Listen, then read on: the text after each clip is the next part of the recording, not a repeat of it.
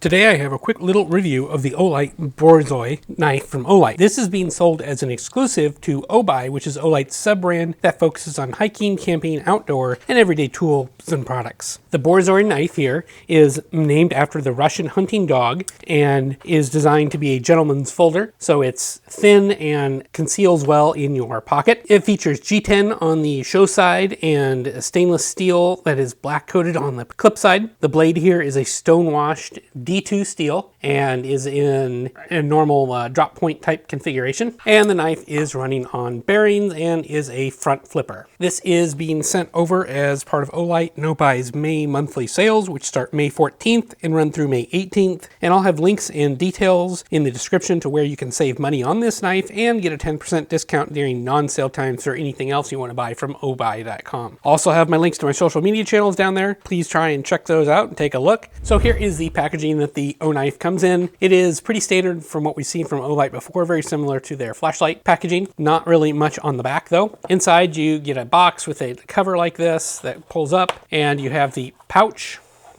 Inside there you have a manual and a cleaning cloth. Pretty basic, but nice to include. Inside is the pouch the knife comes in. It's a nice nylon with Oknife put on there with embroidery. Very similar to what we've seen with others' knives. And the knife does come in a plastic pouch like this. It fits in there nicely for storage if that's what you choose to do.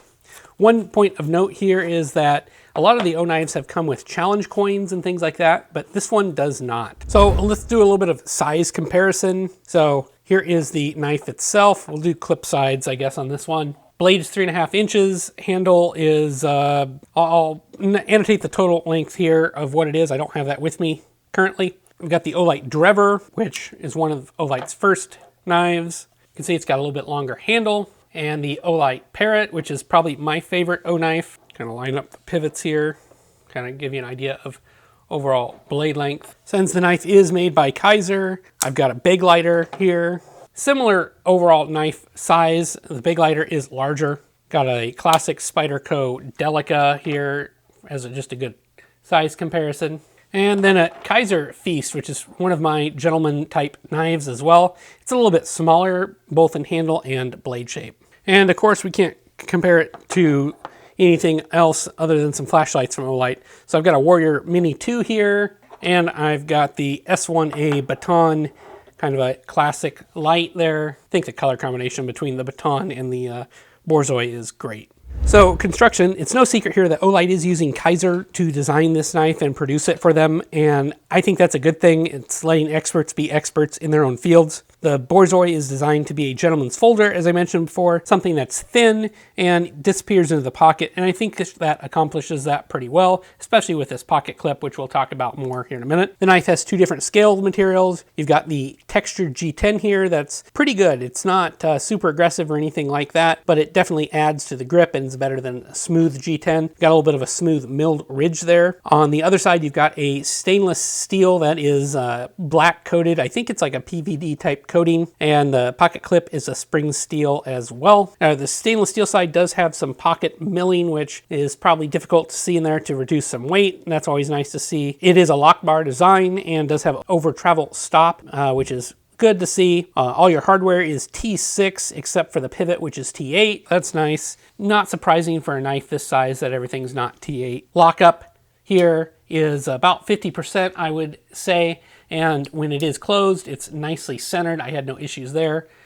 No issues with blade play as well. It feels good. It's secure. It doesn't feel cheap or loose or anything like that. And I've done nothing to this knife. I haven't oiled it. I haven't cleaned it. It is how it's come out of the package to give you a good idea of what it's like. The pocket clip here is very deep carry and almost comes up above the knife slightly. And if you know me, I really like deep carry pocket clips, and this is great for that. It works well in thin materials, and for thicker materials, it works pretty good, but it does tend to bunch up a little bit in my experience. You do have a lanyard hole here in the back spacer that is pretty good size. I could see people using paracord or leather or something like this with a bead if that's your thing, and it'd be a nice place to put that. The blade here is officially measures 3.04 inches and is made from D2 steel with a stone washed finish. It came very sharp from the factory and is really a nice slicer, despite being a little bit thick on the top of the edge here, spine, about 0.107 near the pivot. And the blade here is kind of short at 0.735, so it's just not very tall. Not a big deal, but something to keep in mind. And I do like that they have a flat bit here. Then anybody who's got a guided sharpening system, your clamps should fit on here nicely to give you a good reference angle. The knife has two ways of opening. You've got the flipper tab, front flipper tab that you've seen me use to open it, and then you've got a nail nick there. Now, if you know me and looked at some of my other knife reviews, you know I'm not a huge fan of front flippers. I carry the knife on the right. This is not an ambidextrous knife, and I'm just not good at opening front flippers on my right-hand side. And this one's no different.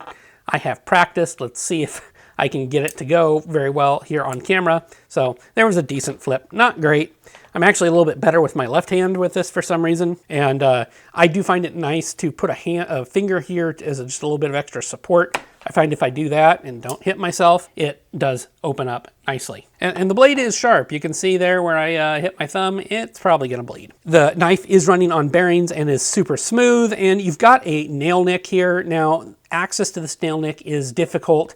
There really isn't much milling or anything to do that, and you've got to have some fingernails to get in there and open it. I do think a nail nick on a folder, especially on a gentleman's folder, is a nice idea.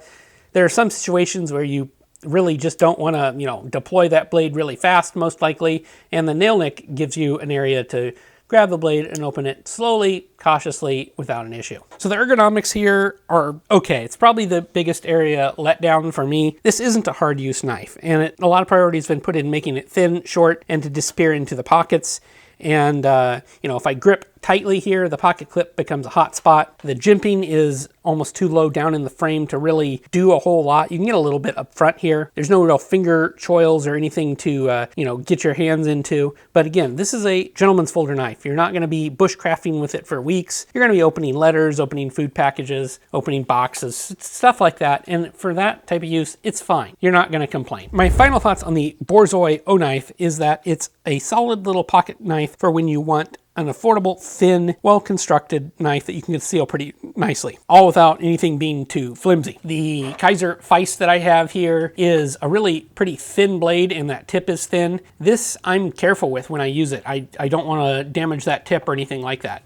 I don't have that same feeling with the Borzoi here. For the price range here, I'm pretty happy with the quality and the D2 steel option. The deployment isn't always the easiest for the front flipper for me due to the size of the knife, and I think this would be especially true if you had larger hands. But with some practice, I was able to be fairly reliable with it and definitely get it to a usable standpoint. And while this isn't a knife I will carry every day, I'm glad to add it to my rotation and have been happy with it using it over the past several days. So I'd love for you to check it out in the description below. I'll have links to where you can pick this one up and links on the sale that Olight's running from May 14th to the 18th, which will be the best time to pick up the Borzoi and really anything else from Olight or Obuy. The sale opens up depending on your amount of points that you have. So for early adopters, or you guys with a lot of points, that May 14th is when you're going to want to pick this up, or earlier whenever I release a video. And for the rest of us, I believe it opens up on May 16th around 8 p.m. Eastern time. And I'll put the exact details of that in the description below, so make sure you check those out. As always, thanks for watching this video. I appreciate you guys liking and subscribing, and I'll catch you on the next review soon. Thanks for watching.